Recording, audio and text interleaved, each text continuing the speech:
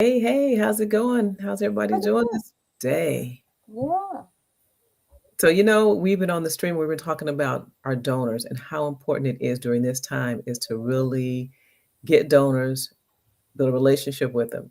And a part of ongoing relationships with your donors is really letting them know the value that their donation has done for your organization and for the clients you serve. yeah, So one of the things we want to make sure we do is we need to let them know by not just telling them this is what we've done, but actually showing them. And one of the things we could do is we give them reports, right? yeah, Give reports even quarterly. Quarterly reports are nice depending on how often you're getting donations. But the minimum you need to do is you need to give a report on an annual basis on how their donation has made a difference. yeah. And what should be included in an annual report? Not only are your financials so that they can see what's come in and what's gone out, but what they really want to see is they want to see what programs you've actually executed during the year. Hmm. So that's why it's good to like just take the good practice to document some of the programs that have happened during the year. Hmm. It's good as hopefully people are using a database, and the database is where they're tracking all their donors. And in this donors, it's letting them know what program they are donating money to what group of kids. And so you can always go in and do a report. And also in your database, you can track, the progress of the clients that you're serving. How many you serve, what demographic, what geographic location, what services they were provided, if they were provided with clothing, their stipends for anything. You want to make sure that you have all of those documented. So and Yeah, it's in your annual report. And it doesn't have to be a long, lengthy report. You can do a short report. And some people are doing video reports, but and then if you do a video report, you can also do a transcript of that report and you can attach it. You want to make sure your report isn't long and boring and drawn out. You can put pictures in it so it's more appealing to the eyes, and also put pictures of the clients that you served if you're able to if they're able to take their picture. But if you do take pictures of your clients and you put them in your annual report, you want to make sure that you're getting a release of information, a release so you can videotape them or audio tape them and share it with others. yeah, exactly. Also, annual reports are just another way to even increase donorship. People give to organizations that are transparent, and you want to be transparent, and you want people to see this is how you're using the money, and this is where the money is going. So annual reports are good for that.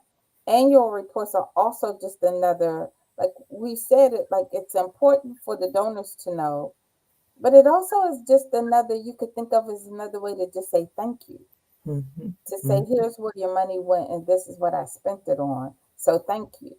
Mhm. It's really important to let people know what you spend on, not only for the donors, but also the community, because the communities are also stakeholders in your organization. And a stakeholder is someone that has vested interest. So if you're in your community and you're doing work, the people in the community, they have vested interest because you could either hurt the community or you can make it better. So you want to make sure you do an annual report so you can put it in. Maybe a funder may ask you for it, or maybe someone in the community may say, hey, do you have an annual report so I can see what you're doing? Maybe I want to collaborate with you. The annual report is so important, and you never know when someone's going to ask you. Your annual report, to make it easy too, you can pop it up on your website. So if somebody wants to get it, just say, well, go to my website and you just go ahead and pop it Yep, down. It's up there.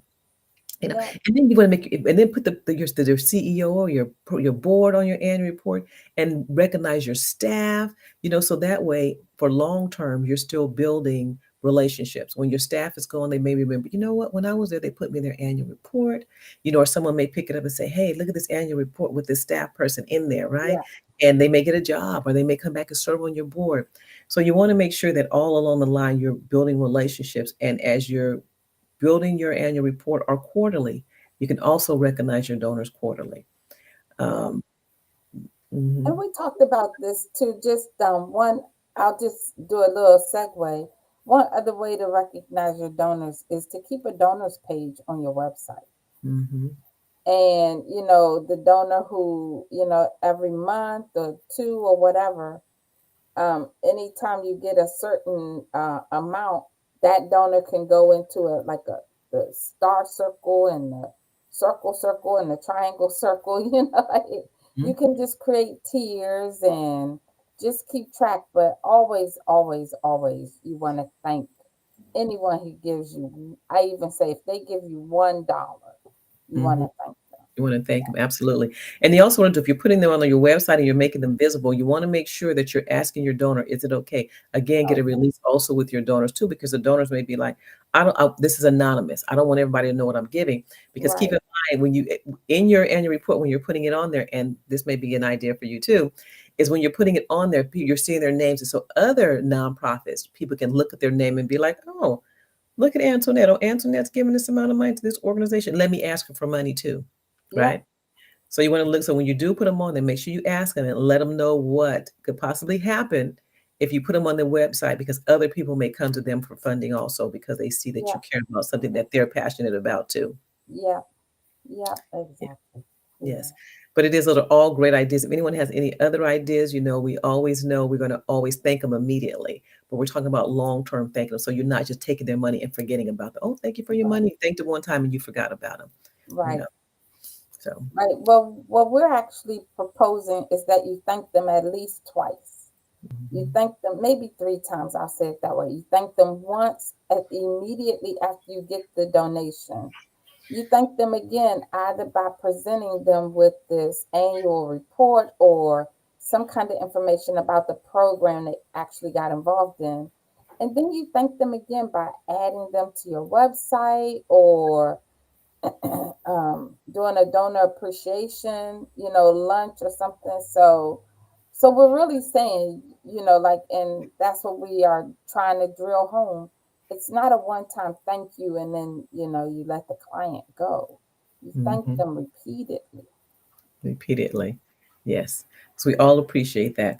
So we're going to thank you. We appreciate you coming. We appreciate you listening to this. We appreciate the work that you're doing to build our communities with your nonprofit. So Yeah. thank you for being here. Hope you have a good weekend. Remember, we are Vannessa and Antoinette at the Nonprofits Founders Club. If you're building your nonprofit and you want some support, join the club. We'll talk to you later.